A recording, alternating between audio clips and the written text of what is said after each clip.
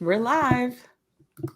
Yay, we are live. Welcome to our Monday night podcast, Colorism in the Black Community, part one, just because we don't know if we're going to go on a Yeah, part two. who knows how long this, like, I'm hoping we could get a good portion chunked out today, but So, this is Black Prose Podcast, where Black lives, Black voices, and Black stories and issues have always mattered. I will be your host for this evening. My name is Oshale of Oshi Reads on YouTube, Instagram. Yes, that's all that matters. Um, sorry. I'm Brittany, aka Melanin Eclectic, on all platforms, and I have my stationery shop that is melanineclectic.com, where you can get your 2021 reading planner that is still available for pre-order. I am Inkflare Studio here on YouTube, as well as the Bookish Waffler for my Booktube. I am Bookish Waffler on Instagram and Bookish Inkflare on Twitter. And we do have a special guest with us this evening. Everyone, please welcome Justin, aka Ghost Reader, to the podcast. Woo! Justin, if you could please introduce yourself and give your socials. Yep. So, as Oshali said, I am Justin. On YouTube, I go by my YouTube channel is Ghost Reader. On Twitter, my handle is at GhostReads28. Instagram, Justin the Book Reader. And that's pretty much it. Where you can find me on social media. Thank you so much for joining us tonight, Justin, for this very important topic and conversation. He is here because he has a wealth of knowledge about the historical background on colorism, and I think we could all stand to get a little bit more education, no matter how much we may think we know. I do want to start this podcast off with just a few statements, just to make sure that we are all on the same page. So first of all, I just want to say that the Black experience is not a monolith. That is something that we always expressively make sure to state here at Black Prose. And it's true, the Black experience is not a monolith. However, just because you haven't experienced something personally does not mean it doesn't exist. Okay? Yes. That's point number one. Point number two is, yes, we are all aware that race is a social construct. However, it is a construct that governs and impacts all of our lives, no matter how all lives matter you want to be about the fact. Within this social construct, the system of colorism affects all of us. You can look at world history for the receipts. Also, this one may make you feel a little bit uncomfortable, but reverse colorism, while it's a very popular term, and some people do use it to define their experiences, especially lighter skinned people, it is not actually really a real thing, in the sense that colorism is a system that was built to oppress and devalue darker skinned people. And so, because of that system and because it is working so well, for every action is an equal and opposite reaction. And so we do not want to silence the voice of lighter skinned people or devalue or disregard their experiences. However, you can do the research, and mostly a lot of times what lighter skinned people experience within the colorism dynamic is an effect of colorism working properly, the way that it was built to work. That is all. Ooh, shoot. Oh, one more. You go sideways in the comments. You're getting blocked today without a warning. Okay. Because this conversation is serious and we take it very seriously. And if you can't handle the conversation, just exit. Because that's just where we're at today. So, Brittany is not playing, and she's absolutely correct. Please don't come at us sideways because you will be blocked. But according to Merriam-Webster, The definition of colorism is prejudice or discrimination, especially within a racial or ethnic group, favoring people with lighter skin over those with darker skin. I mean, I think this is a perfect segue. So again, we're going to have our history session with Justin, because if you're not on BookTube, then you don't know. But when we think of nonfiction history readers, especially in the Black BookTube community, we know Justin. There are others, but like we know Justin. So we asked Justin to come on here just to give us a good history of colorism, and whatever else he wants to provide us with the knowledge, we want to get that started today. So go ahead, Justin. Oh, okay. Yes. So, colorism is a very interesting topic. It's one with a very long history, and one that affects a lot of people. Today, we're going to focus on the African American community, but it actually is something that is rife throughout the world, inside and outside the United States. It creates $1 billion industry in terms of like skin lightening products, which is a big issue. And so here, generally, when we're told about when we talk about colorism and looking back, a lot of the times we point to simply the animosity between house slaves and field slaves as the cause of that, right? So house slaves are, the light-skinned, preferred slaves of the master's house, and then you have the darker skinned slaves that are left out in the fields to do the work. And these two groups saw each other and pretty much were just like, I don't like you, or I feel better, more superior to you because I'm in the house, and you guys out in the field suck. But I think that you have to go a little deeper than that and realize that colorism was implemented first and foremost by their white masters, and that's because a lot of beliefs of the whites at that time was that if you were white, that you were civilized, and that by just being white, just because you were white, you were better civilized, better educated, just overall better person. So the lighter one skin color was, the closer to that white standard of civilization you were, and thus better. Then also throw into that Western standards of beauty, and you create the building blocks for colorism. But also that's one aspect of it. So you have the house field dynamic. You have the white masters having their own standards that are building into this as well. But you can also see this in free people as well, because having light skin becomes a currency in a way, right? Like, for example, Louisiana, where you have a big free population. A lot of people assume that if you were light skinned, that you were free. And that dark skinned slaves were presumed to be slaves. So a lot of light skinned slaves could and did try to pass as free, try to pass themselves off as free because of the value of being light skinned. Sorry about the background noise. So you have this over time, this mixture of stuff going on. And because of that, blacks began to internalize a lot of this, and because they saw the currency it carried not only with their masters, but also begins to carry currency within the community as well. But it's just not as simple as the house field slave dynamic, and that's what I wanted to point out by pointing out the other building blocks of it as well. Because when you look at the South, only 25% of Southern whites owned slaves, and only about 12% of that 25% actually had more than 20 slaves. So in those smaller houses, there wasn't going to be like a big, like, oh, you're light skinned, thus you're in the house, you're black, just so you're out in the field. Those slaves had to work and do whatever they were given. So you didn't really have too much of that split there. So that's not the biggest thing that accounts for it. It's a mixture of all these things.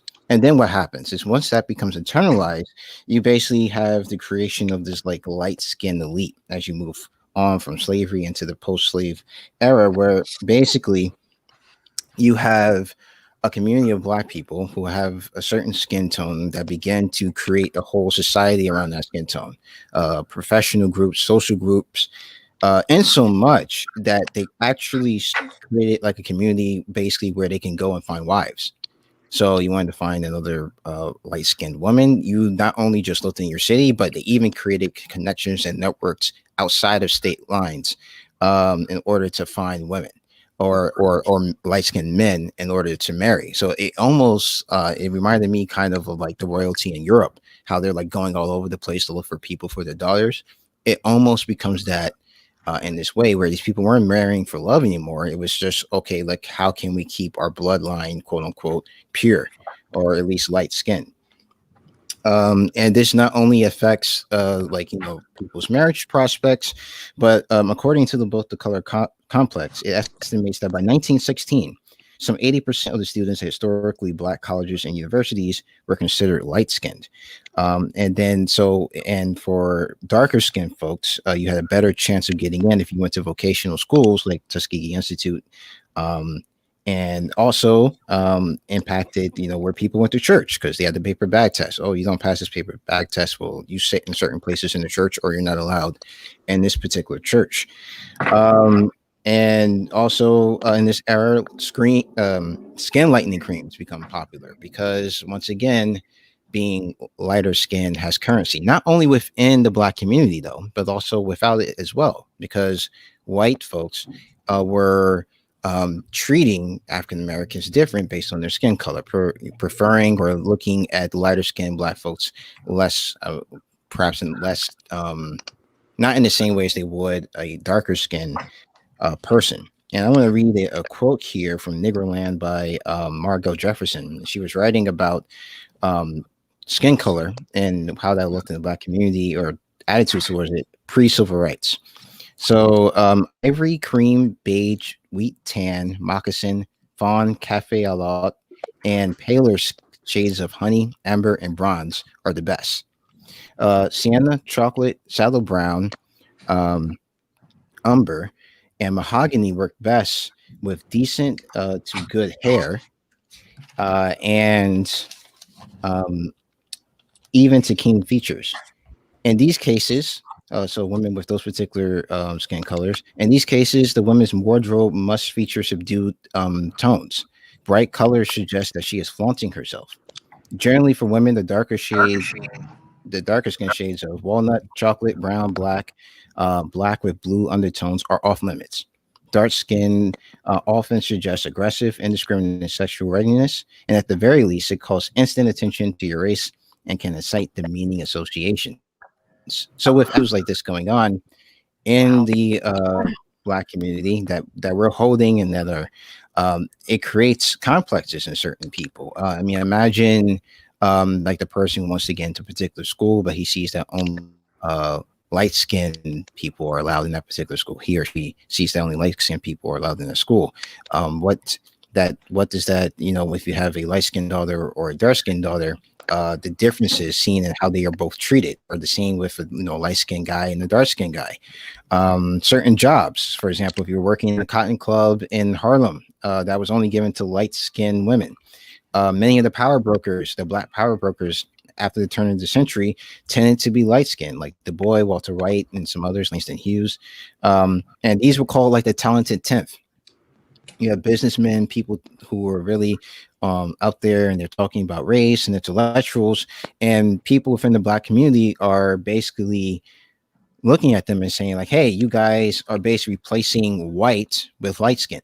So now you guys are at the top of the hierarchy and you're benefiting from better education. You're benefiting from, you know, better marriage prospects. You're benefiting from all these societies that those darker folks cannot, and cannot have access to, because you won't let us have access to it for the most part. And you basically have set yourselves up in that place. But as time goes on, the civil rights movement comes in, and you begin to see people really begin to embrace this black is beautiful movement. And a lot of Black people began to look at themselves and say, wait a minute, why should I be trying to achieve this light skin standard, or achieve having like this straight hair, or lightening my skin with these skin lightening products, when rather I can just look at myself and be proud of who I am as I am. Black is beautiful. And because of that and the efforts of people, then once the civil rights movements began to embrace Blackness and to embrace what it means to be that proudly, and not feel less than someone because they're light skinned or because they're white, you have more conversations about what colorism is. And Toni Morrison, I believe, coins the term to describe this phenomenon, colorism. And once we put a name to it, it made it a lot easier to have these conversations. However, just because we're having these conversations does not mean that that it's far from gone. And actually it's going to probably be around. I was reading in this book I read, and actually in preparation for this podcast, I read this book that, if you're interested, it's called Same Family, Different Colors: Confronting Colorism in America's Diverse Families by Lori L. Tharps. In this book, she kind of goes and she interviews and talks about to not just Black families, but Latinos and Latinx and Asian families about colorism. And one of the things that she wanted to see was how families were dealing with colorism, and the difference between, like, for example, if they have two children and one's light skin and one's dark skin, how did that affect the kids growing up?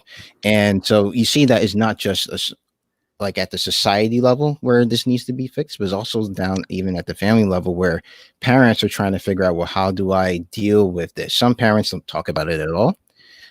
Some parents ignore it. Some parents actually perpetuate that in their children, and their children then have to try to figure out ways to deal with that. But we still have a long ways to go. According to Jennifer Hochschild and Vessa Weaver, and some of their research, relative to lighter skin counterparts, dark skin Blacks right now are at lower levels of education, lower levels of income, lower job states, and less likely to own homes and marry. So those attitudes are still out there within our own community and also without. And we need to continue to have conversations about it, because a lot of times we take on perhaps the attitudes that we see our parents or others, and we perpetuate that in our communities and how we deal with other people, and how we see other people. Generally, a lot of people talk about it when it comes to romance, and that is a big thing. And we have to confront that, and sometimes we have to look at ourselves and deal with that first. So it's a good thing that you guys are talking about this, because it is a problem. It has real life consequences, more than just like, oh, I can't find a man for me or a woman for me because they may think of me because I'm darker skinned. There's a problem. But it can affect you in your professional life as well, and we see the impacts on income and improving one's life in this world. So I think this is a good thing you're having this conversation, and hopefully it starts a conversation within not only the BookTube community, but out of it as well. Wow. I'm a little shook right now. Thanks, Justin. Thank you so much, Justin. And so much of what you said, even as you were talking, I don't know how it was for the rest of y'all, but it's like you start to think back on your life and certain experiences that you've had, or certain colorist moments that have occurred in your life, or may even still be occurring. And you start, like, when you know the history of something, then you can really start to confront it, because you know where it began. And now that you have that information, you are educating yourself, and you can kind of see how to maneuver through that. But I wanted to talk a little bit about why we decided to have this conversation. Brittany?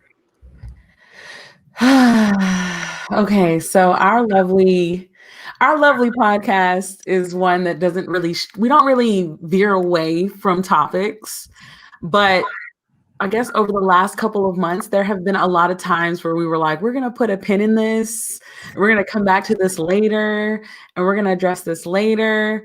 But it finally came down to it, because there have been a lot of, I've noticed specifically over the summer and moving into now, there have been a lot of instances where I've noticed massive colorist statements from people. And it's just, you're kind of just left there like, how does this person not realize the detrimental things that are coming out of their mouth? And then you start to think about it, and it's like they don't see it as detrimental because no one ever told them that it was. So it's like, even if people can say things and mean no harm by it, but feed into this idea, this colorist idea that most of us grew up on. I mean, there are plenty of examples that I'm sure each and every Black person in this world can pick an instance where they have been a person that has perpetuated colorism, or they have experienced harassment because of colorism. And it probably wasn't until you were older that you realized that it was an actual problem and not something that you had to just suck up. Which prompts me to Instagram. So if you were on our Instagram, I think it was last week, I posted some questions. And for example, the first question that I posted was, do you like the color of your skin? And have you ever hated it? One, thank y'all. I didn't think nobody was going to respond, first of all. I should probably say that. But since y'all did, thanks. That was lit. However, the saddest part about this was, as I'm scrolling through the responses, the majority of the responses were no. I didn't like my skin color, but I do now. I got a lot of, when I was growing up, I wanted to be lighter. I embrace it now, but I hated it when I was younger. It just, it was sad to see the responses to these questions. I mean, I knew the responses weren't going to be great, but actually seeing the responses, it was just kind of like, oh, dang. For example, another question, have you ever been called ugly because of your skin color? 65% of you guys said yes. Then I asked, do you ever wish your skin tone was different? And the responses to this were more 50-50. There are a lot of people that were like, no, like my melanin is amazing. And then a lot of people that were like, I realized that was just like a colonizer thought to my self-image. And a lot of people said when they were younger, when they were kids, like that was what they really wanted, because they felt like they would be prettier if they were lighter.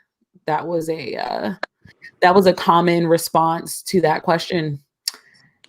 Luckily, like I can see who responded, and I kind of want to send everybody a message like, you're beautiful, but I'm not going to. And then another issue also that we've been getting a lot of, how do I say this correctly? Colorism within our community is just another divisive way to keep us separate, because once we actually get it together and come together, we would be an unstoppable, crazy force.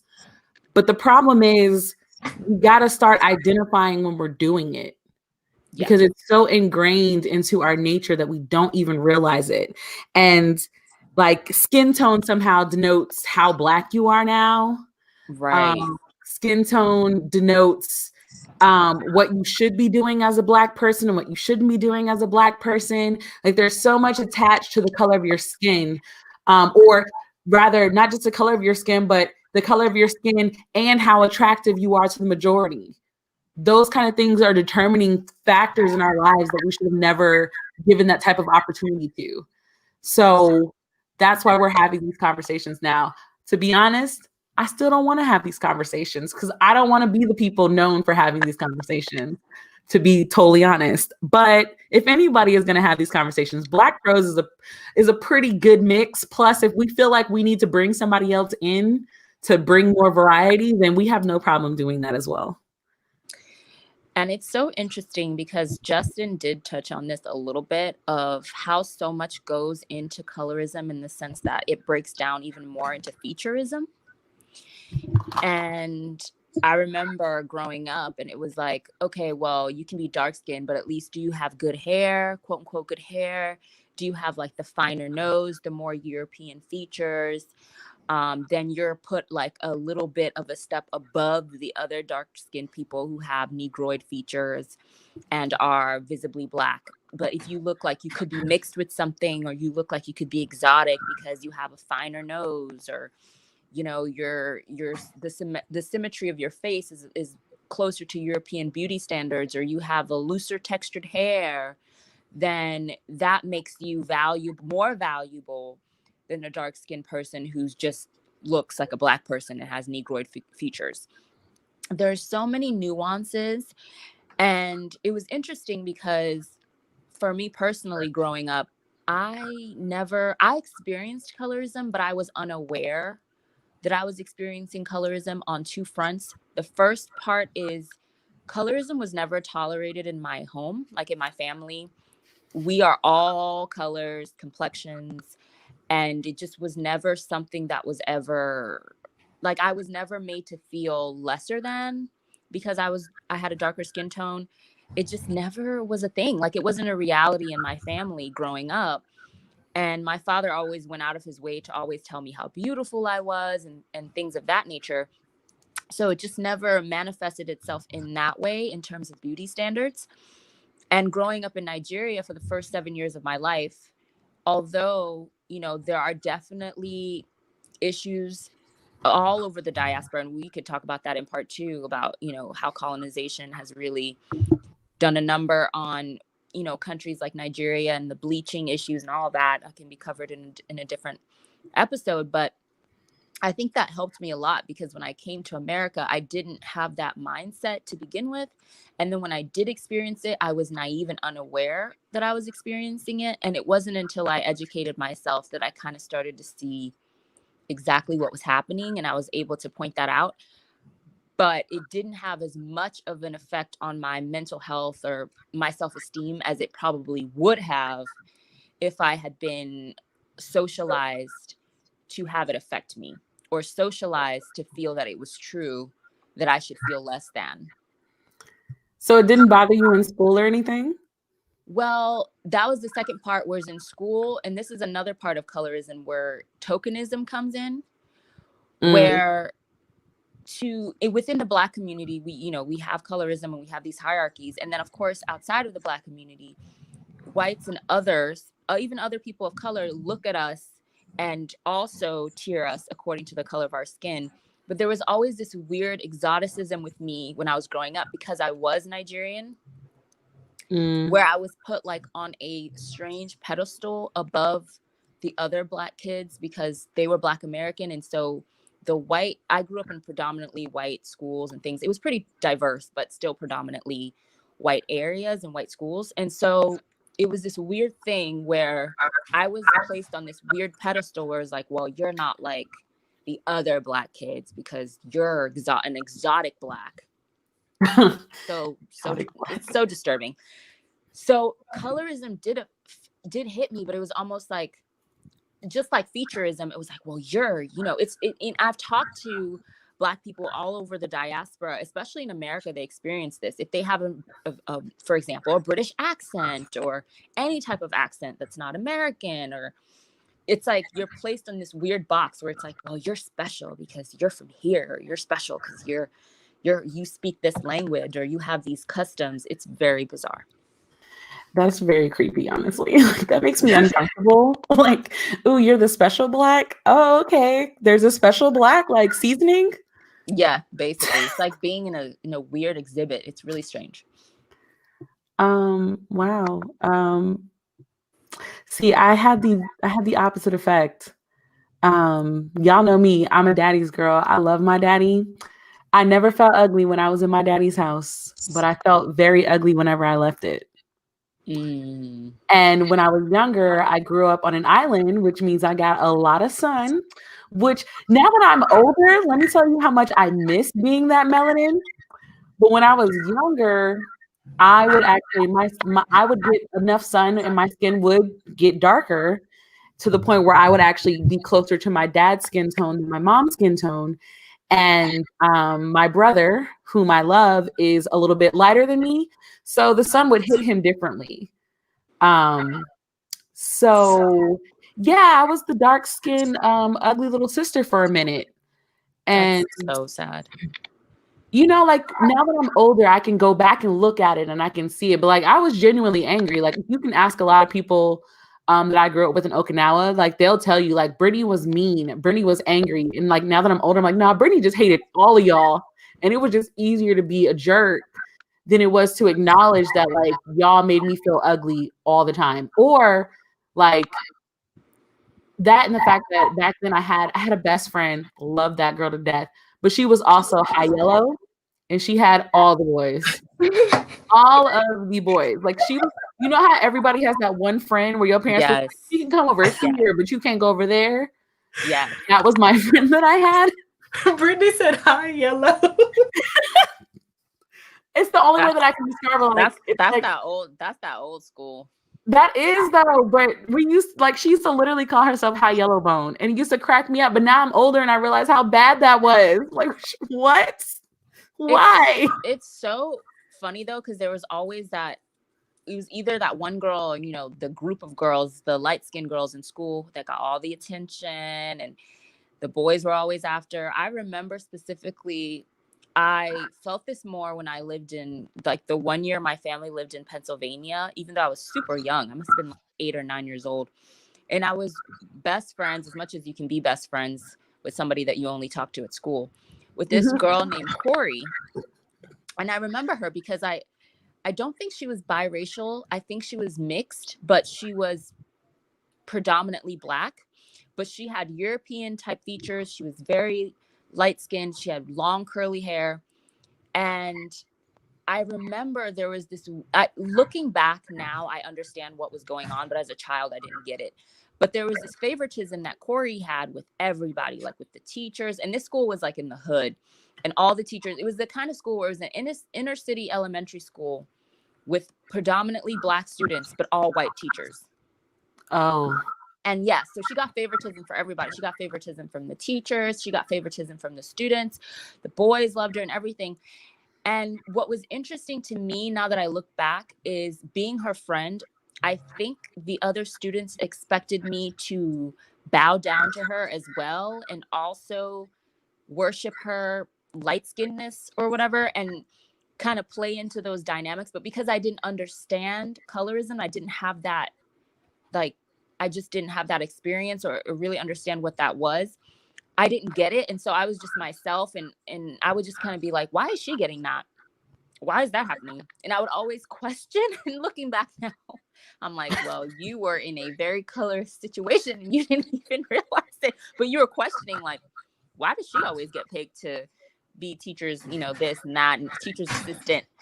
Da, da, da, da, da. I'd be like, she didn't even get an A on the test. Like, I'm confused. Leave it to O'Shea. Be like, she don't even get good grades though. She was a very sweet girl, but yeah, I was just kind of like, I don't get it. And they'd be like, oh, and I'm like, yeah, it doesn't make sense, does it? Troy, would you like to share yours? I love O'Shea. Okay, let me start off this comment before I get into what I was going to say. Do not come into the chat and tell me that I'm not Black, okay? I get enough of those comments on my YouTube videos. Oh my gosh, we need to have one episode devoted to you one day, I swear, because the comments that you get are so out of pocket. They're so out of pocket, okay? So for me growing up, I did have a lot of issues with how I felt about myself. It had nothing to do with my skin color and more so my weight, which is a total different conversation.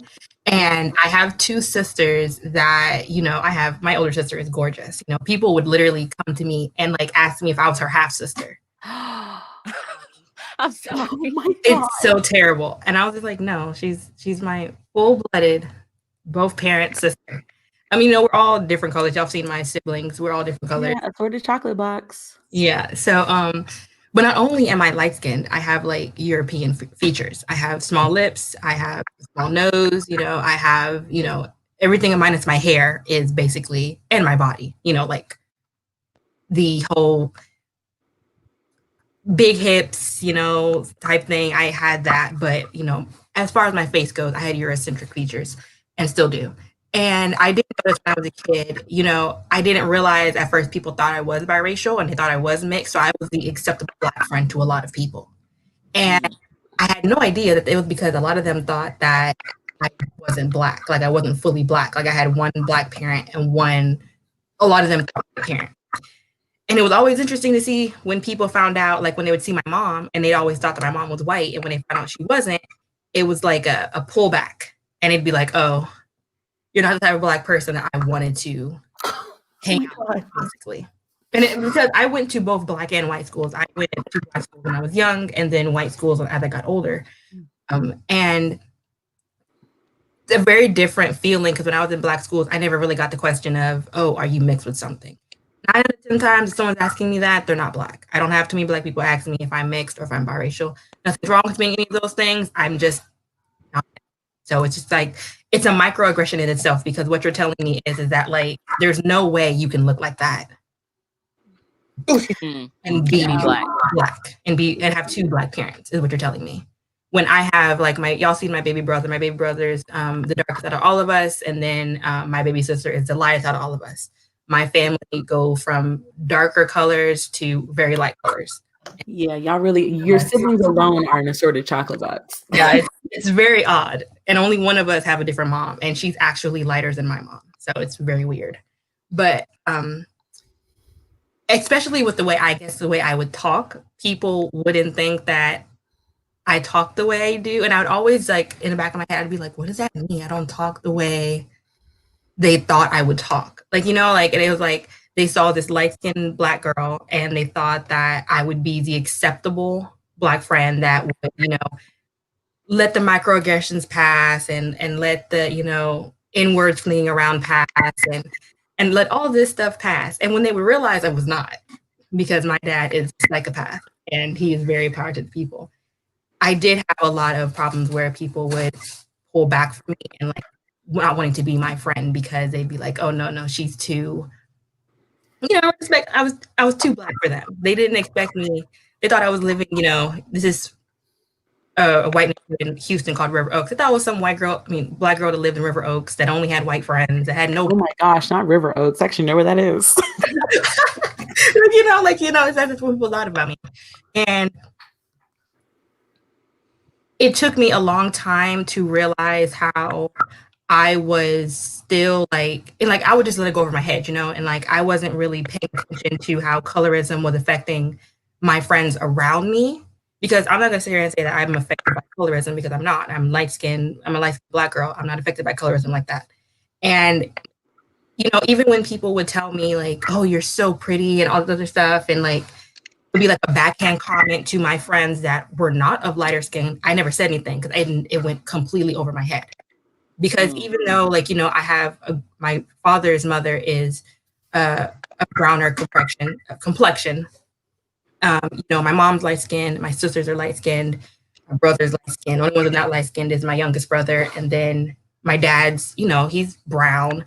And I never really had like inside my house, like a point where I had to be around a lot of colorism until I went to the outside world and went to schools where I would see it.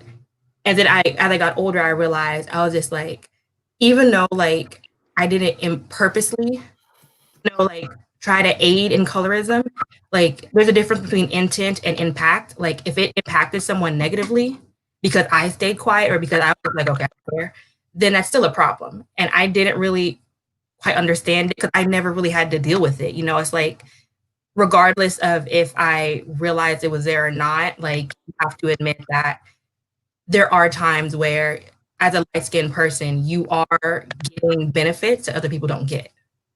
I just never realized it because, I mean, nobody around me, I had friends in my neighborhood that were dark-skinned, but, you know, when it's just a bunch of Black people around, you know, you're not really thinking about it. You know, you're just like with your friends, you're just hanging out, you all grew up together, it's like nothing. Then you go out into like a world where all the different races of people and they're like pushing that narrative on you. And that's when it becomes like a bigger deal. You know what I mean? Like I just, you know, I lived in a Black neighborhood my whole life. Everyone around me was Black. I didn't really notice it until I got to white schools. And then I like, I mean, it's not affecting me, so I didn't care, basically.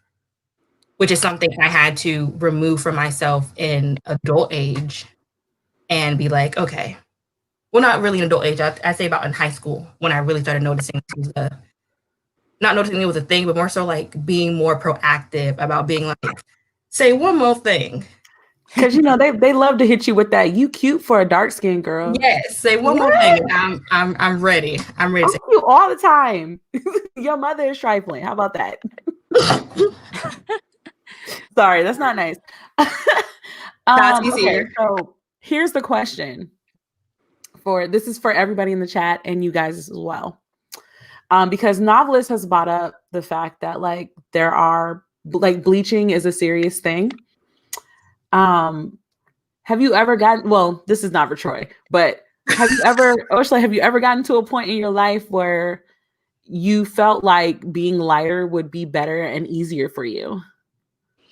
You know, it's so interesting because I can think of 2 separate instances, and they all happened in my mid to late 20s when I have never experienced as much colorism as I did when I lived in Harlem.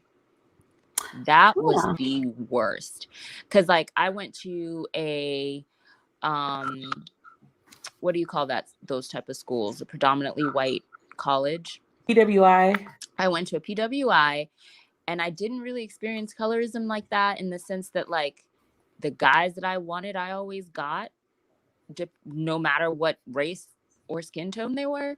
I didn't really like in terms of like dating prospects, in terms of my intelligence and like, having it affect me academically, didn't experience colorism.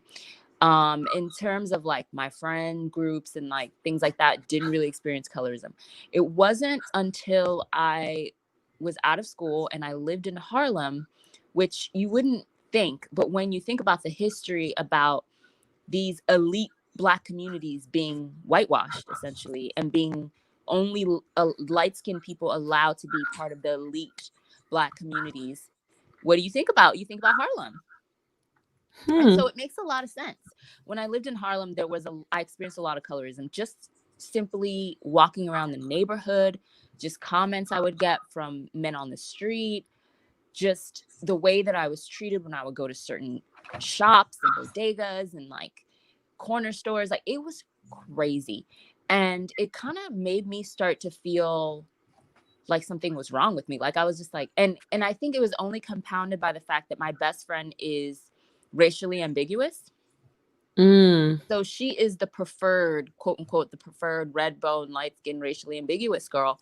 She's absolutely gorgeous, but it was just so bizarre. And so we lived together. And so we went everywhere together. We were like joined at the hip. So it was almost like having that direct contrast of like the preferred versus the undesirable, quote unquote. But yeah, Harlem, oh my gosh, that was terrible. It was so crazy. And it didn't necessarily make me want to like, go buy bleaching cream or like cry myself to sleep at night or anything. But I just remember it kind of did have an effect on my self-esteem in the sense of my mental health, where I was just kind of like, I felt like I was in this weird Black Mirror episode, like some type of time warp or something. And I was just like, what is going on? That was crazy. And I remember also when I lived in Harlem, none of the Black guys that were in Harlem ever wanted to talk to me. And when I say none, I mean none. It was mostly like I would notice it, and this is, how I rate it, because honestly, professionally, I worked in Manhattan, like, lower in the city, and I didn't really experience colorism in my career. But so I only have like, dating and sexual attractiveness to like rate my colorism experiences on. But I remember like the Black men would never want to talk to me. The Hispanic men, it definitely depended where they were from. If they were Dominican, hell no. If they were, I'm dead serious. If they were like Mexican or like Ecuadorian or actually from Spain, like, oh yeah, they wanted to talk to me. The white guys were all over me every day. It was weird because there was also a lot of gentrification going on in Harlem. And so like white people were kind of taking over. So it was just really crazy, like just from like taking the subway or walking down the street, like I said, going to different spots, shopping, just hanging out in the neighborhood, going out to eat. The reactions that we would get me versus Brooke, she got all the black guys, every single one. They would literally come up to us, look at me, and then turn to her and be like, hey. Oh no. Yes, it was crazy. And I was just like, hi. And she would be like, that's my friend. And they'd be like, oh yeah, hey, how you doing, sister? Queen. Oh okay, no. anyways, so what's up with your friend? Or like they would come up to me while I was like going to the bathroom or something. They'd be like, hey, and I'm like, oh hi. And they're like, so you with that girl over there, what's up with her? And I'm just like, what is going on? It was really bizarre. But it was very, I mean, I only lived in Harlem for 2 years, so it wasn't like this long period of time. But that's when I finally started to notice it within the Black community, because I noticed how men treated women of darker skin tone versus how Black men treated women of, you know, overall. Yeah. I don't want to generalize all Black men, but how a large amount of Black men treated women of darker skin tone versus either lighter skinned Black women or their favored, racially ambiguous. And I just thought it was really interesting. And it became kind of this weird social experiment where I would literally make Brooke go with me to certain places just to see the kind of reactions we would get. And oh my gosh. Shout out to Brooke for being down for these social experiments. Like if we were like in Lower Manhattan, like in the financial district where it was like predominantly like either white intellect, you know, white financiers or whatever, or just people that were a little bit more international, then the attention was pretty equal. But if it was like basically the hood, then she got all the attention. We were just like, this is crazy. And she would just be like, what is going on with Black men? And I'm like, I don't know. One day we need to have like, I feel like that's like a whole like separate podcast where I want to bring, well, for this particular conversation, I want to bring cis Black men into the conversation and have a conversation about that, just to see where colorism, I feel like about to be like 8 parts. Good God, Jesus. Yeah, it's pretty intense. And then compounded this year with all the colorist statements that we've heard from. Oh my gosh, Abominable just said that with Lil Wayne, 50 Cent. Miss WOC Reader said she read a romance earlier this year where the author was perpetuating colorism through the male lead and kept emphasizing his mixedness with his light skin, green eyes, and sandy hair. Let me tell you what, the colorism that is in street lit books is completely out of control. Like, it can ruin a reading experience for me with some of these street lit books, because they fall into that stereotype of like, they always call the girl caramel. Or they'll call her like caramel, or they'll say she has a golden skin tone, whatever that means. But basically it's just code words to mean she's light skinned. And then they'll kind of imply that she has a looser textured hair, and she'll either have hazel eyes or honey eyes or light green eyes. And she'll be the heroine of the book, and she'll be the one that gets the dude. And then the worst part is they'll make like the darker skinned girl, who actually is like visibly a Black woman, they will make her the hoe, the one who's like chasing after the guy, or the one who's jealous, or the one who's low down and dirty. And it's just so aggravating to me, because it's in so many street lit books, and it makes me want to pull my hair out. Like, it drives me insane, because I'm just like, you are perpetuating so many colorist stereotypes. And they'll have like the light skinned guy being like sensitive and like, you know, weak. And so basically these books are Tyler Perry movies. It's horrible. Like, sometimes I just stop reading, because I'm just like, I can't support this. Like, it'll be one thing if they have like one colorist stereotype. I'm like, all right, I'm gonna let that one go. But when it's the whole story, I'm just like, and they're like, yeah, with your light skin ass, you crying for it. And I'm just like, what is going on? And they'll be like, you so rough. Why are you so rough? You know, and they'll be saying that to like the dark skinned woman. And I'm just like, I gotta go. I gotta put this book away. I'm done. I mean, technically, our special guest is still on here. And yes, as he is a cis Black male, Justin, would you like to tell us about your experience with colorism? I know he was sitting there like, please don't call on me. I'm about to say, I just texted him to let him know, like, I am going to ask you a question. So, like, I did warn him before because I just realized, like, we talked about ours, but, you know, could give him the opportunity to talk about his. So, so you're asking me Yep. about my experiences with colorism. Yep. So, let's see. I have perhaps I know for a fact on at least one occasion I have perpetuated colorism, and at the time I didn't have a word for it at the time, so it wasn't. I didn't know. I wouldn't. If you asked me what it was, I wouldn't have said it was colorism. But um, after I was told like what it was, or at least when it was called out to me, 'cause the person didn't use the term colorism at the time. When the person pointed it out to me, I realized that it was something that I hadn't really thought about before. Something that I didn't realize had a lot of trauma behind it. And so because I had said a particular thing in a joking manner, not thinking about the deeper implications of it. And so in my mind, it was like, oh, that was just, like a funny joke. But then the person said, well, this is how I feel about this. And this is my reality of what I experience from the day to day.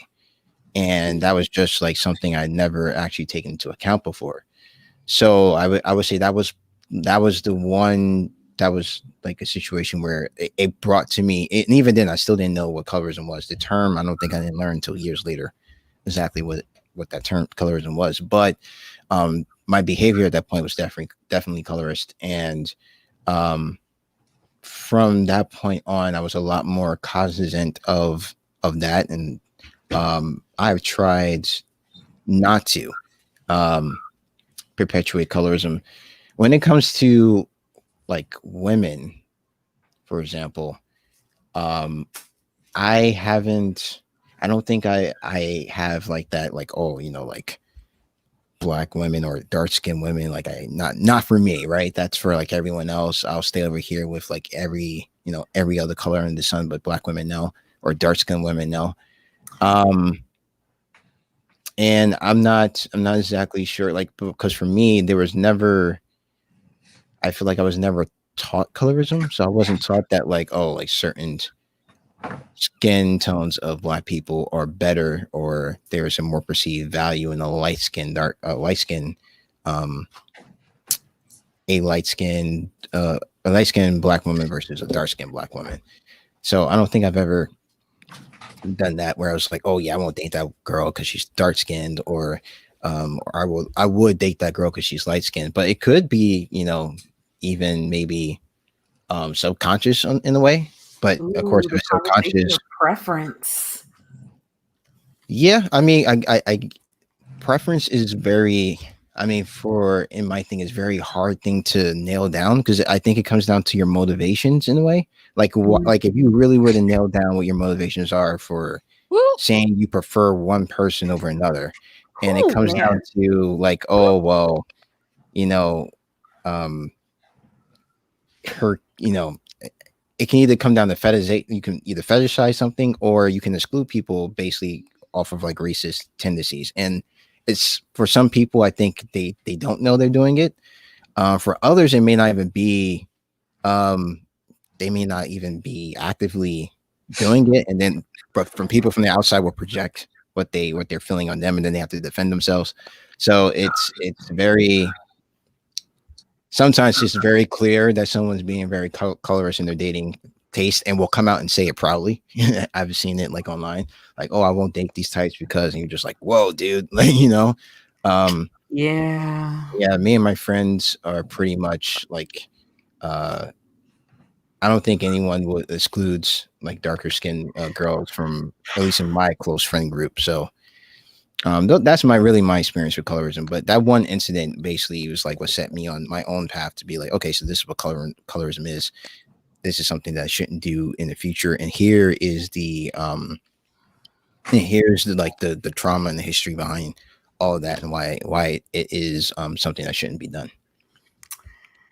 Yo, I feel like I just got called out on accident. Why? Because I love dark-skinned men, and I have openly said that is my preference, but that's actually still problematic. Like, It is. Well, because I'm still particularly calling out a specific type of Black. Like, yeah. that's still bad. Like, whoop.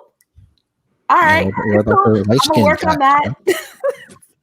I Just know. like, I oh. think it's a weird thing though, because I think it's good that you bring that up, because people like to act like, oh, if you say you prefer darker skin tones, because darker skin tone people are the victims, or at least the ones affected, we're the ones affected the most by colorism, it's more acceptable to say that.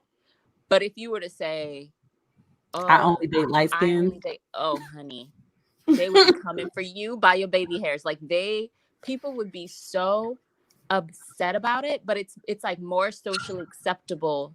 Like, it's kind of like how when a Black man says, oh, I only date chocolate girls, I only like dark skinned girls, it's like he's praised and he's put on this pedestal, and like everyone's like, oh yes, you know, you're for our community, you like, you know, chocolate girls, good for you, da da da da, pat on the back, here's a gold star.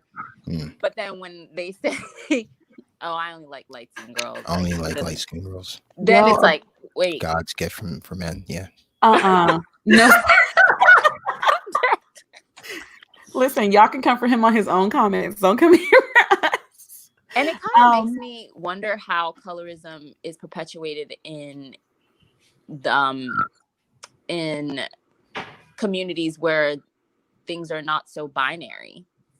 Is it the same? Or I think that's where we got to bring in a whole separate panel for that, because, well, I guess I should first say, like, I think Abominable asked me a good question in the chat. She said, do you purposely ignore all other men for the sake of your preference? No, I do not. So she's right. I'm actually not the problem. So I guess we should say that one thing that we have got to stop doing in this community is trying to justify our colorism. Just because you don't experience something does not negate someone else's. If you find yourself more, like I find myself more attracted to that tall, dark, and handsome, which in my mind actually is a Black man, not a white guy with dark hair, like most romance books, should point that out.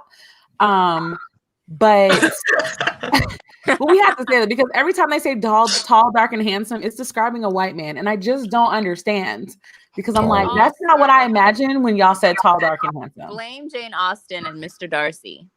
Oh my gosh. Listen, I love Mr. Darcy, but he is a part of the problem. I think it's okay to have a preference. Like Cerebral just said, I think it's okay to have a preference, but when it becomes prejudice, when you're using your preference to purposely put down someone else, that's where it becomes a problem. And a lot of times in our community, it's a lot. I have personally encountered it from men, because those are the ones I'm trying to date, where they say things like, oh, you know, I only date white girls because, you know, like I just get along with them better. They don't got a lot of attitude. Or I like to date, you know, white or light skinned girls because, you know, like they pretty and, you know, they know how they got a little sass to them and all that stuff. And it's like, oh, I don't date Black girls because they got I don't date dark skinned girls because they got too much attitude. Like, I'm sure that there are other examples, but those are the ones that I can say that I have experienced before. So that's why I'm saying, like, we really gotta, the only way that we can start really working on this as a community is to check ourselves and our circles first. And the same way we tell white people to go home and check their racist ass grandma is the same way that we need to be checking our friends and our siblings and whoever that be like, oh, I only date, no, sir. We're not doing that here no more. We're not accepting that, because a lot of people's self-confidence gets shattered by comments like that. I can't tell you how many times I've been on Twitter and it's people sad and they feel like it's because of the color of their skin, and it's just like. Can we talk about the whole TikTok trend of those black boys doing like this The weird one where it was like the challenge? white girls and the Or black it's girls, like and they black ran girls to the over white here and white girls. girls. Yeah, I have never seen something so embarrassing in my life, and I feel like Justin wants to say something because he unmuted himself. These deep inhales. Well, yeah, that's and they got pretty dragged for that on social media. Yeah, it was done in bad taste. I'm not exactly sure why anyone would think that that's like a good idea. I mean, no, to be honest, because like you look like a a-hole to your own community, and for the most part, you're going after women. You're going after women who, for the most part, um, a lot of them see you as less than they are anyway. Not all of them, but a good number of them see you as being less anyway. And you're basically, putting yourself out there as saying like that's what I want. And basically putting down women of your own. Which is if that was your opinion, I think should have kept it to themselves. And not try to, I guess for notoriety or whatever.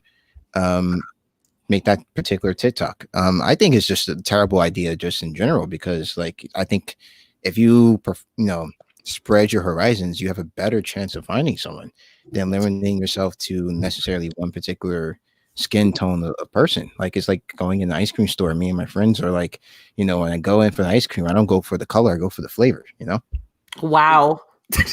I have to put that on a shirt. I'm about to say that's going on a shirt. But that is a perfect segue into this next part. I did not want to end part one without saying this. So a couple people in the comments have brought up this fetishization that happens. I can never say that word. Don't drag me. That happens with mixed people and that happens with lighter skinned people. So, for example, maybe darker skin tone people not wanting to procreate or date other darker skin tone people because they want their kids to be light skinned with pretty hair and light eyes, right? Lil Wayne. Okay. So I wanted to discuss because it segues perfectly into this other part that I wanted to include in tonight's episode of how much does your blackness or your perceived blackness have to do with colorism. So when we talk about biracial people who are Black identifying or mixed people who are Black identifying, how much does that have a weight or a hold on colorism? Because I'm starting to see that depending upon where we are from in our background in the diaspora as Black people, we have different definitions of what Blackness is and what Blackness should be. And that in turn informs our colorism or colorist views or lack of colorist views. I mean, I did ask that question on Instagram and I got yes, or I'm sorry, let me read the question first to make sure. I said, can you be Black and biracial? And I mean, it's literally like yes, no, yes, no, yes, the math is simple, no, or no, it says no, the math is simple. Hell, even biracial people have weird pecking orders with each other. And then another one says, I think so, but a lot of people say that if you're white passing, then you're just white. Yes. I still think it depends on your culture's interpretation of how far the umbrella of Blackness spreads. If you're part of the bi is if part of the bi is Black, then yes. Then there's some yeses and there's some straight no's. So basically, the moral of this story is if you are not the mixed person, you cannot tell them whether or not they are Black. Yeah, I completely agree. Identity is so personal.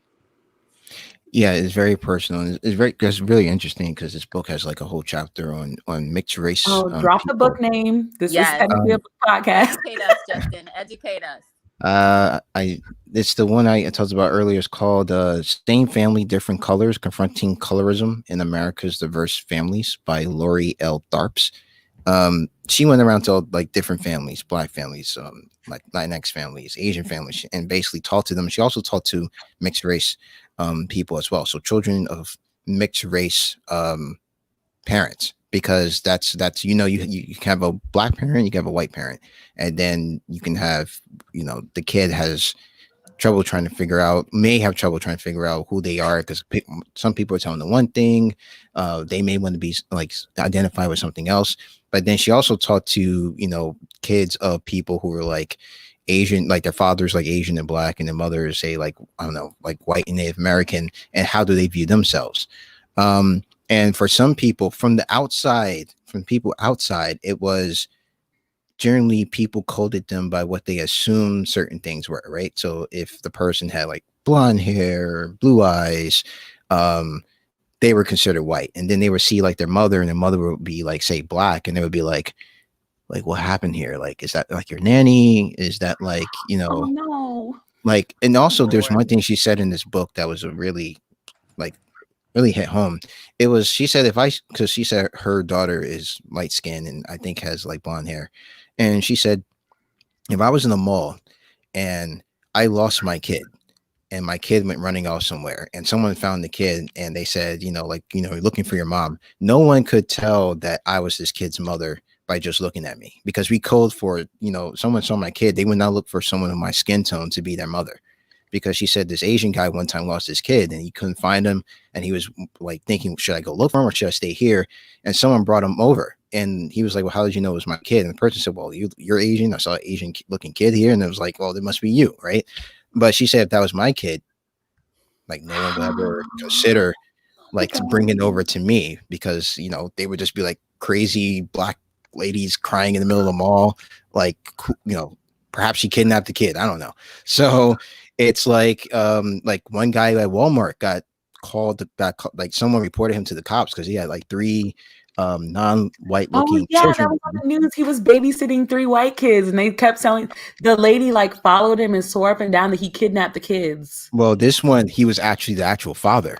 And someone called a concerned citizen, quote unquote, called the cops. And when he got home, the cops were sitting there waiting for him. But when the wife like came out and said, oh, that's my husband. And even then they were kind of like, because she didn't look like what they thought a black person looked like. So they were like, what's going on here? So yeah, you have instances like that where we automatically code people by what we assume their features should put them in. Like I was saying, said, featureism. And so those children, depending on whether or not their parents are actively trying to combat that colorism that they're going to face in the outside world, can kind of grow up and have a hard time when they're growing up. Some actually, generally when they get older, a lot of them choose either one or the others. Like some person may look at them like you're one thing, and the person's like, no, I'm this. Like one guy, he was a half black, half Asian, and when he went to like the Asian Student Union, a lot of people are like, I don't know if he should be here, right? Because he's kind of dark. And then when he actually won, I think like Mr. Asian, a student or something like that, a lot of people in the Asian group say like, no, he shouldn't be. Like, why? How could he win? But he identifies himself as Asian. His brother, on the other hand, who is actually lighter than he is, actually identifies as black. So interesting. We have to get kind of out of this. We got to kind of get out of this like thing where we automatically sort someone by how they look or what we expect them to look like into the group that we expect them to align with.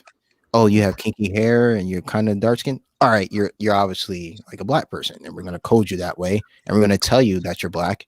And when you say like, no, I'm not, we're gonna look at you like you're crazy. So a lot of people over time, they just say it's just too exhausting trying to tell other people that I identify as this rather than what they want me to be. So. See, that's interesting. One of my best friends, she is biracial. She is black and white. And she tries, as she calls it, this is not my words, this is hers. She tries to straddle the fence because she was raised by her white mother and she didn't meet her father until she was an adult. And she's my best friend. So she tries to, as she says, tries to understand herself by trying to immerse herself in more of a black culture situation. But if you ask her what she is, she says she's black and white. She's both, and she sees no reason to pick sides. So that's why sometimes like it could hurt. Like she always used to tell me that without me, she would have never talked to other Black people because they probably wouldn't have accepted her, which I find funny because she looks ambiguous.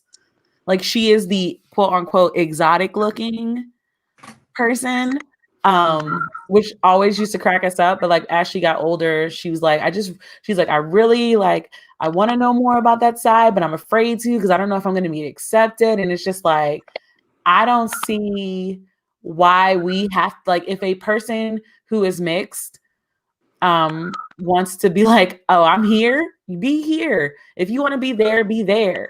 Don't hate one side or the other. Like without one side, you cannot be mixed. Like you're not you if you don't have both sides if you're mixed. So I just, oh my God, I'm sorry. The comments are lit. Yeah, they are. Sorry, that just shifted my whole thing. So apparently, let me just post these on the screen. I Okay. think that when it comes, are you gonna read some comments? Yes. Okay. In the Caribbean communities, if you look white or closer to white, you're called white. I have friends around Mariah Carey shade and multi-generationally mixed, and they're considered white. Next, we have Tati, who says, it's the same mentality slave owners used when they sent dark-skinned kids to the fields and lighter-skinned kids to the house. Yep, we covered that in Justin's history session. Novelist says, I remember that story. If it was in reverse, people would praise white people. Oh, she's talking about when the Black guy was accused of stealing the kids because there is that white savior complex about adopting Black kids. But that's a rant that I will go on one day, just not today. I am not Caribbean. Are any of you guys Caribbean? No, but I feel like it points to a good point of how these issues are handled differently depending on where you're from within the diaspora. Mm-hmm. I feel that in America, because the history of slavery affected us in such a unique way, when people are biracial or mixed, where the admixtures are white and Black, I mean, it's called passing for a reason. The white community is not very open to accepting biracial or mixed with Black people. They're actually very much against it, and that's why they came up with the one drop rule, because they are safeguarding their community and their whiteness, right? It's very white supremacist, this idea of whiteness, white purity, preserving the white race. And so therefore the Black community accepted all of the biracial people and mixed people into the Black community, not only because they were part Black or mixed with Black, but because they were not accepted into the white community. And so even to this day, when we use that term passing, it's called passing for a reason. You could not be honest about it and say, oh, I'm mixed with Black, but I look more white and I identify more white, or I want to identify more with my white side, and so I would like to be accepted into this community. It was like, no, you got one drop of Black in you, you're sorry, go over there. And that is how the white community not only, continued slavery for longer, but also safeguarded their communities from being diluted or quote unquote sullied, or whatever you want to call it. And so that trickles down to today, because you have people who are mixed with Black, and that just adds to the confusion. Do you think that it's because how do I ask? Do you think the phrase white passing is the problem? I don't think the phrase is the problem. I think that what it is that they were not accepted. It's kind of like I still see it today. Like, I know people who are biracial. Like, I remember this one girl in high school who was biracial, and she identified more with her white side, and that was very obvious. She only hung out with the white kids. She didn't even talk to the Black kids at all. She definitely identified more as white, but she wasn't even fully accepted by them. There was always this distance, and she was pretty white passing, and yet they didn't completely embrace her, because they would always just be like, well, I mean, they would be like talking, then they kind of look at her and be like, well, And so she was like accepted, but not fully accepted. But if she had decided to identify as Black, for the most part, the Black community would have embraced her and taken her in. So it was just interesting. I'm not saying she wouldn't have had negative experiences with, but she would have been, for the most part, accepted just because of the history there. So I don't think it's the phrase that's the problem. I think that there's a historical context there about the white community not accepting mixed or biracial people easily into their communities. And we see it even today with biracial and mixed people whose parents are from the white community, and they have so much confusion because they're raised in white culture in predominantly white spaces. And it's not, and you find a lot of them ending up going to historical Black colleges when they get old enough. You see them seeking out their Black side because they're trying to find that sense of self and that sense of identity, because the white side has, for the most part, rejected them, whether they face racist family members, people saying weird stuff at Thanksgiving, their hair never being done, never taking the time to get to equate them with their Blackness and educate them. Like, just so many horror stories. I mean, And yeah, I'm I not have going to say mixed all best white friends. parents do this to their biracial kids. That's obviously not true. But I'm just saying that I heard crazy stories when I was in college. Like, I would just be like, oh my God. See, okay, so I'm gonna disagree on this. Okay. I think the phrase white passing is problematic. Why? Because it creates this idea that your skin tone, or like, oh, it's good because it's white passing. It's like, oh, you're light skinned. It sounds even better when you say white passing, because it's somehow this idea that grading it on white is what makes it so good. Like, I think we need this, like, it's like, in a way, that is a colorist statement. Because, back in the day, you were proud to be white passing because you were accepted, or you got a little bit more leeway because you looked white. So in my mind, when I hear white passing, I'm like, why are we still saying white passing? We don't need their validation to live and be free. Why are we still using the phrase white passing? And I don't even know if I sound like, a little crazy, but in my mind, I'm like, we really need to stop using phrases like white passing. But like, I guess it depends on context, right? Because if I saw a light-skinned person, I said, "Oh, that person is white," like white passing. I think that, like, I agree with you. But I think if you're talking about like the experience, like I went into this place and was able to get these particular advantages because people thought I was white. I think in that sense, the term is describing the experience, right? Because you're passing as white. But I think if you just see a light skinned person and say, "Oh yeah, that person's white passing," perhaps not, because you are assigning like this value to whiteness. But I do think that the term white passing is trying to describe the value of that experience of having that like almost white or white skin tone. And you get all of that through, because you're saying you're passing as white, and with that passing, you get certain advantages that you wouldn't normally get if you were, say, a darker skin tone. That part's true. And Amber asked a question: Do you think white presenting is better? And I've actually never heard that phrase. Do you think that white presenting is better? I've never heard that phrase used. Like, I'm trying to think. Well, I'm like, I don't think I've ever heard somebody go, "Oh, she's white presenting." I don't think I've ever heard that phrase. Well, just passing, I've heard white passing, but because when I think about white passing, I literally think about the horror stories from the past where biracial people tried to pass as white, and it worked for a while until they were found out, and then they were brutalized or killed or murdered in some way. Because of all the books that I've read, including Passing by gosh, what's her name? I'm blanking on the famous book. We'll just have to put a list in the description box tomorrow, because I can't think of her name right now either. But so that's kind of how I think about it. Like, I always think about that. Either I think about that Nella Larson. There we go. I think about that book by Nella Larson, or I think about like the horror stories throughout history, or I even think about today where, when you hear that certain movie stars, for example, or celebrities are biracial, but because they look more like their white side, everyone's like shocked. It's like outing them. It's almost like they've been outed. And it's like, right. We're phrasing, but yeah. Okay. And they're like, oh my gosh, I didn't know so and so was black or mixed or had a black mom or a black grandma. Like, what is happening?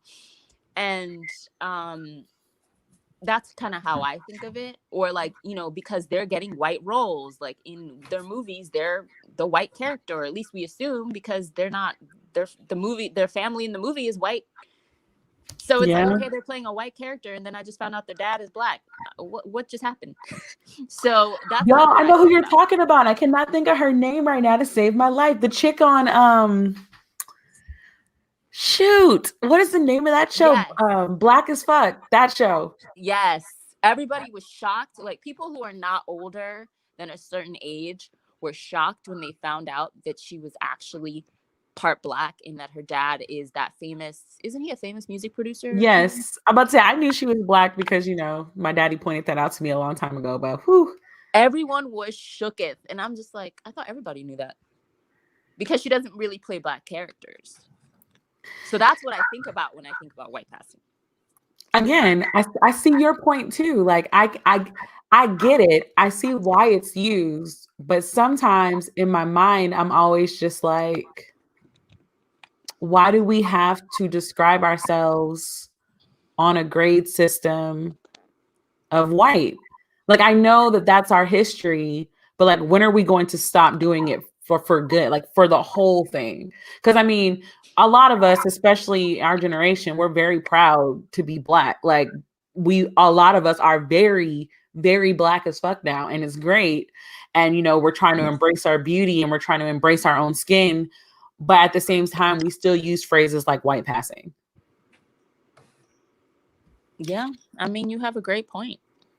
It's like, she can be light skinned, he can be dark skinned, like that like we are the black people are an assorted chocolate box. We're very aware that through colonization, I can't tell you what I'm mixed with because I'm not spitting into a thing for other people to have my DNA. So I can't tell you what I am. I already know what I am. Do you want to share it? I already spit in the tube. How about that? You know? Oh, yeah. The whole process is gross. I mean, yeah, like both of my parents did it. I didn't do it, so I know my parents are, but I did do it. Yeah, I did it. You want to share? Sure. It was like West African. Boom. I was like, I already knew that. Okay. And then they broke down like the percentages. I don't remember percentages all the way, but it was like I think like Cameroon, Nigeria, and some other places. And Mali was up there too.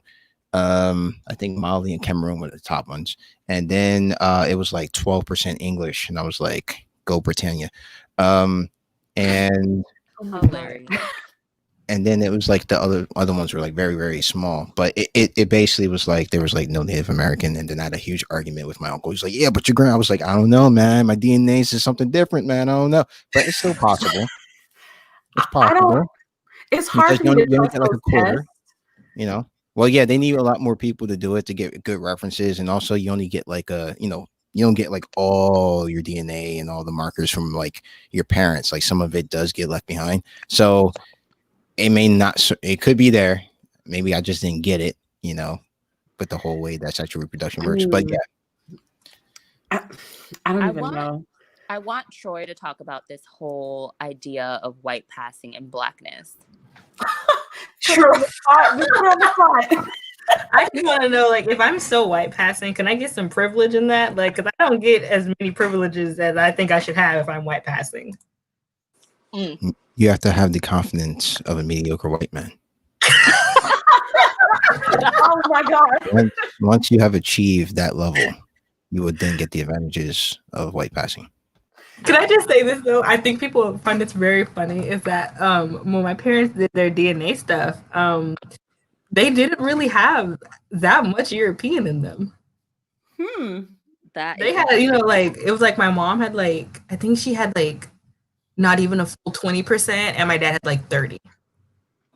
Yeah, it's the crazy thing about human DNA is that like using skin color as like a phenotypical thing to try to describe where you're from is actually not that accurate, because it's like over 100 genes determine your skin color. So it's not as simple as eye color where you have like 1 or 2 genes that determine that. You have hundreds. So it really is like luck of the draw. So like you could be like dark as, really, really dark, and your kids come out light, and you're sitting there like, back in the day, it's like, this is not my kid. But, now that we know, it's like he could now be. that we know that DNA is a lot more complicated than just like, you look exactly as your parents do skin tone wise.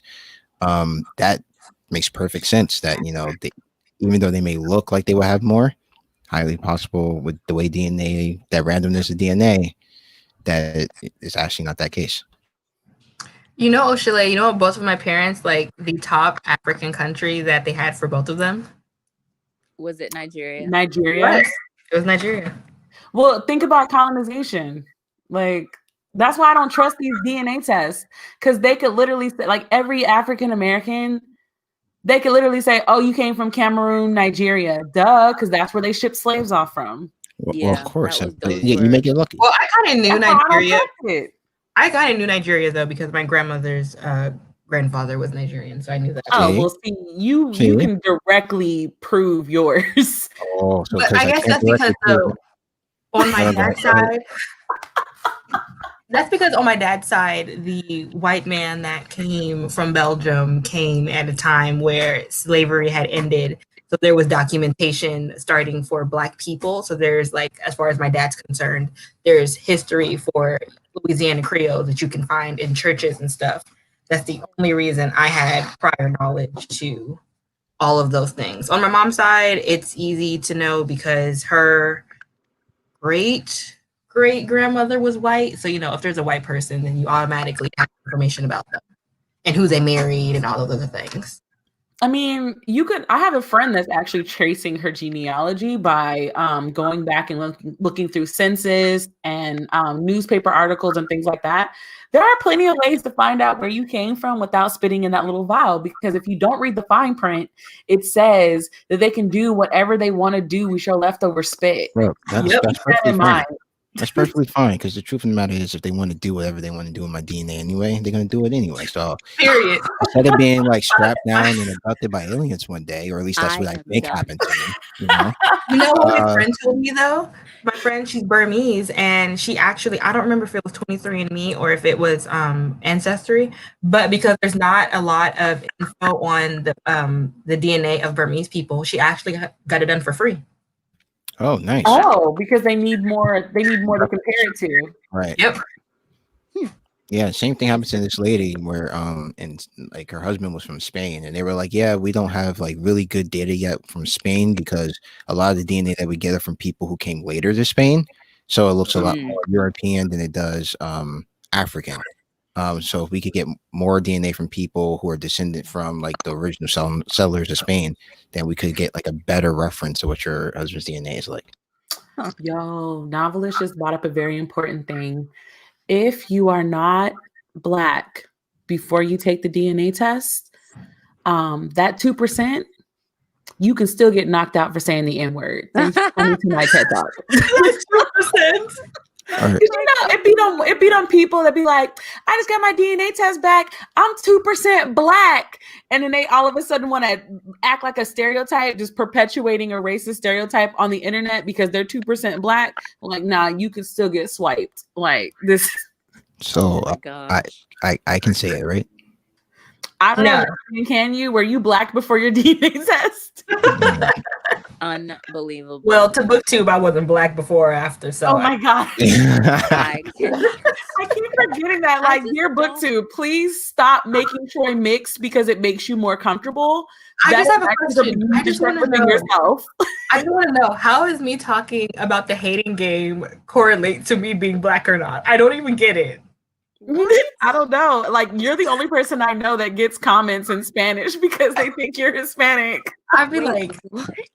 Yes. You don't speak Spanish. I don't speak Spanish. I'm just like, at the very least, if it's French, I'd be like, okay, well, my family, my grandfather speaks Creole, so I can understand that. But people send me Spanish. People send me, oh, I'm sorry, I thought you were mixed, and I'm just like, what does that have to do with my TBR? Questions that need answers. What does my skin tone have to do with my TBR? Well, that is the last part of this conversation, is bring it back to the platform we're all on, Colorism on BookTube. Oh God. I have never experienced colorism, but I don't That's experience because a they lot of all love isms. you. Stop playing. Like I said, that's what I Admit said. being a cis black Look, man I'm has gonna admit experiences. that like this has been a great experience for me. Like I don't get the hate that a lot of people get for being like, a woman or gay or not even black, Like I haven't well, of course the sons of Can I say it? Can I just say no, it? no, go ahead, go ahead, go ahead. Can I just say it? Justin, that is because you read nonfiction This is true. and you have a deep voice and you and you have good sound quality. Yes, you have great sound quality, and I'm gonna bring in some microaggressions that they're thinking, but they won't tell you. You're so well spoken, and you sound so intelligent, Oh and you're just no. educating everyone. This is honestly what they're thinking. I So didn't even think about that. I'm gonna bring it home, okay?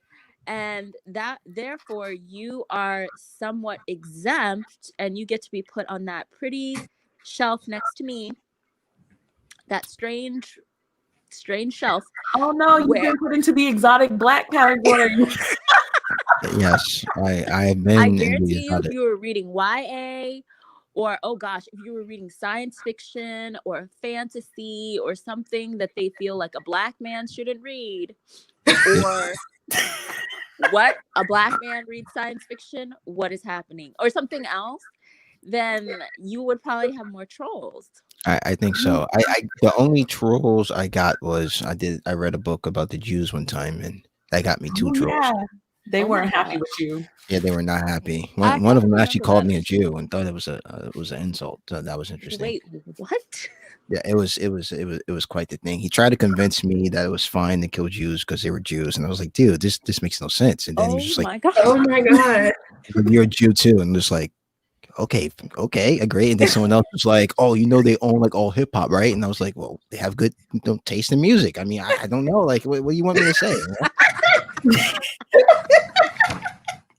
No. Y'all, we should have then- added Ben reads books into this conversation because not only is Ben a dark-skinned male, Ben's got an accent. So I would have loved it. Sure. One day we're gonna have a men's booktube panel. One day it's coming. Just so you know, Ben, it's coming. Part 2, because we already had one already. Part 2. Yeah, part 2. Because we found more black male booktubers. Nice. But yeah, you guys talk about like your experiences with colorism because like Ochule said, like I haven't really experienced colorism to my detriment. Right. Since I've been here on BookTube.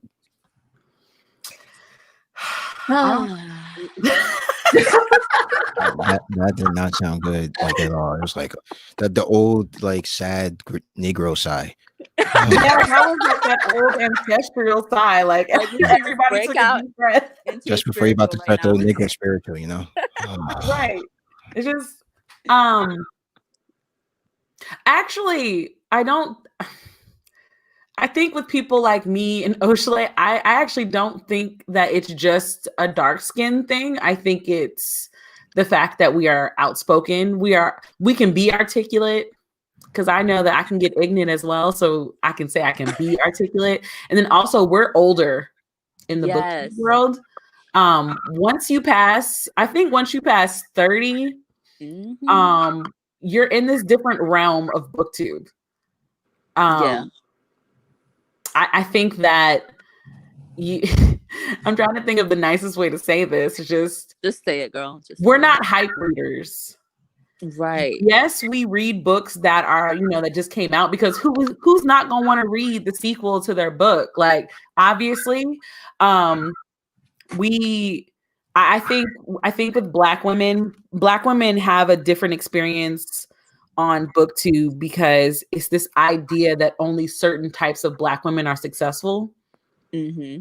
And so if you're not agreeing to conform to this certain type of black women, or they do the thing where, oh, well, we already have our token black girl. Thanks. We don't need any more. But, we support BLM, Black Lives Matter. Here's our one booktuber we support. Like, we fall into those kind of issues because there's a lot more of us than there are of you guys. So it's hard for me to even say that it's a skin tone or a skin color thing because throughout BookTube, it doesn't matter the skin tone of Black woman. She's got lower subscribers than everyone else. And one thing I've noticed is that age-old, fact that you have to work 10 times as hard to just get, Oops, sorry. you have to work 10 times as hard to not even get as far.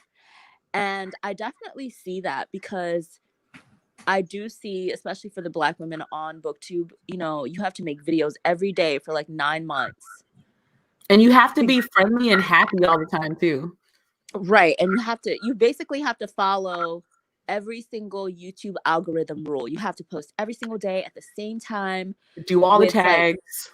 Do all the tags, do all the hashtags, multiple freaking community posts to remind people that you're alive and that you exist, and also post on Instagram, and also have a TikTok, and also be active on Twitter. And it's like you have to literally exhaust yourself just to get like a fraction of the subscribers that non-Black women get by literally just making a video going like, so Not this voice. It was 3 stars for me. Yeah, just like read it or whatever. Anyway, next book. Or just like to have a reading vlog where they don't read, but you see pictures of their dog and their cat. Oh, and the their non-reading bookshelves. vlogs, the non-reading but reading vlogs. They take you to the grocery store with them, but everything is in this nice sepia tone with nice jump cuts, so it's fine. So, it's like it just gets to you after a while where you're just like, what is even the point? Because this is a hobby for me. Like, I'm not going to literally neglect the rest of my life so that I can make BookTube videos every day. It's just not that deep. Yeah, and then even Steph Romance said that still don't even work most of the time. Listen, we see people like Steph, Noria. We see the amount of work and video amount that y'all put out on a regular basis, shaming me to the floor. And I just be like, if they're not top tier booktubers yet, like there's just no reason for me to try. Like literally, because I'm not putting in that kind of work.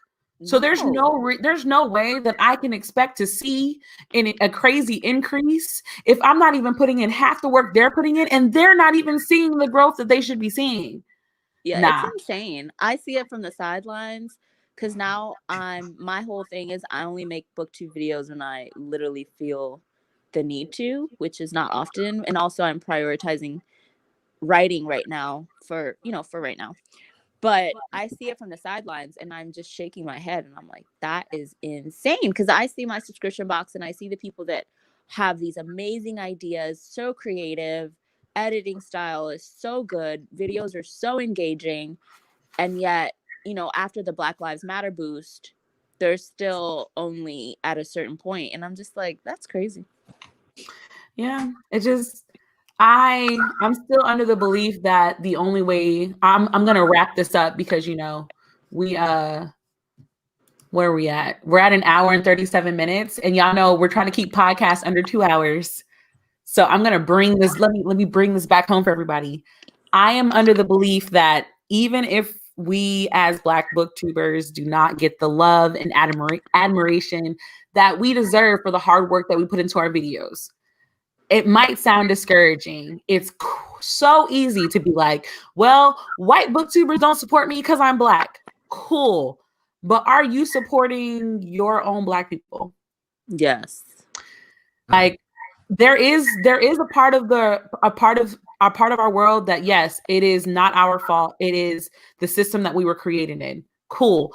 But there is also a responsibility that we as a community need to step up within ourselves.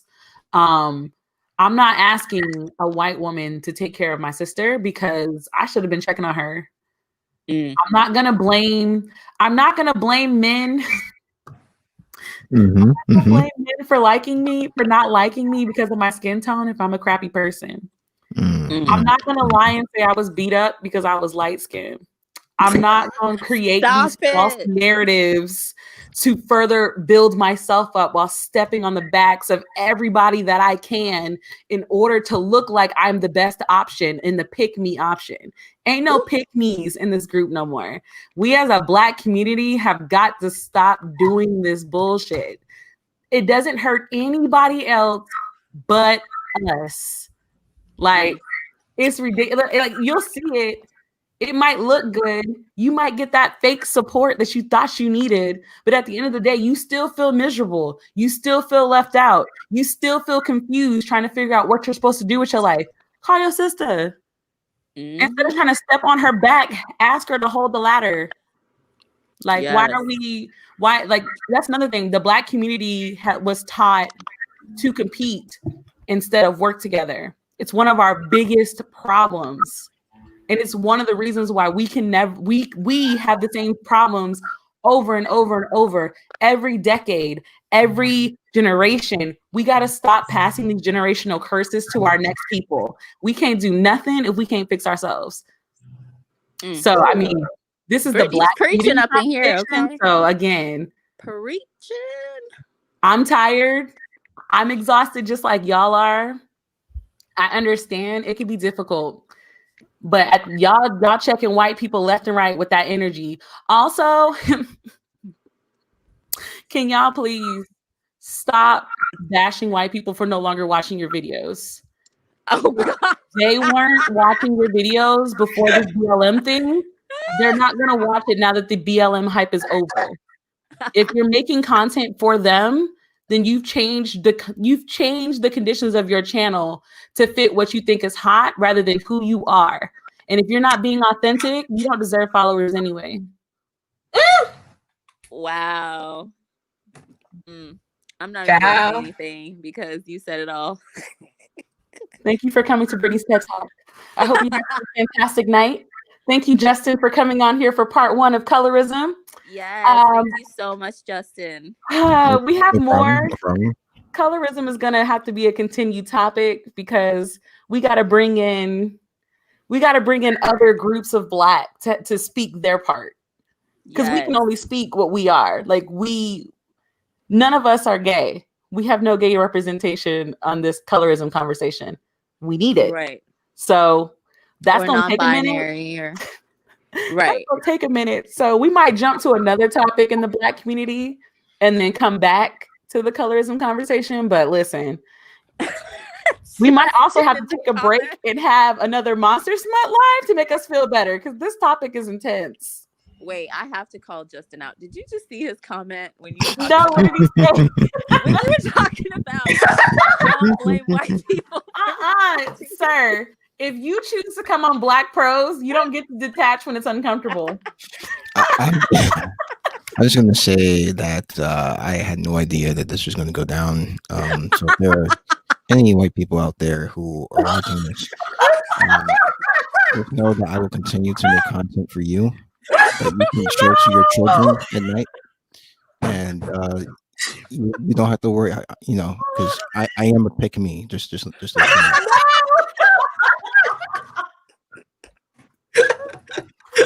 I also want you to know he's straight lying because I got receipts to prove otherwise. Oh my God, I can't. I'm so mad at you for calling it.